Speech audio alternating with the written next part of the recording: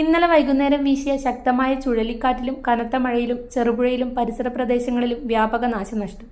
മരം വീണ് 2 വീടുകൾക്ക് ഭാഗികമായി കേടുപാടുകൾ സംഭവിച്ചു. നിരവധി കർഷകരുടെ കൃഷികളും കാറ്റിൽ നിലംപൊത്തി. തെങ്ങ്, വാഴ, കവുങ്ങ്, റബ്ബർ, പ്ലാവ്, തേക്ക് തുടങ്ങിയ കാർഷിക വിളകൾക്കാണ് ഏറ്റവും കൂടുതൽ നാശമുണ്ടായത്. താഴത്തേതിൽ Ashraf, PN Thangaraj, AV Gopalakrishnan, PS Suresh എന്നിവർക്കാണ് നാശനഷ്ടം ഉണ്ടായത്.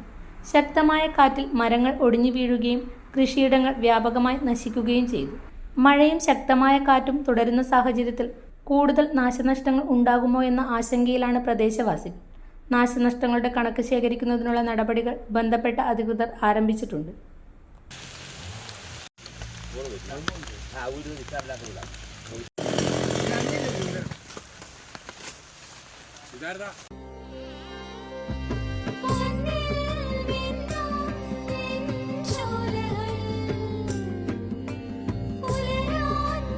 ഇതെനിക്ക് തരുമോ?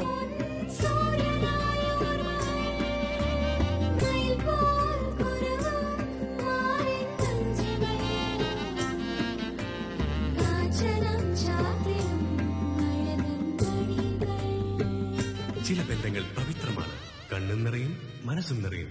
സ്വന്തം ജോസ്കോ ജ്വല്ലേഴ്സ്. ഇനി സംശുദ്ധമായ സ്വർണം ചെറുപുഴയിൽ.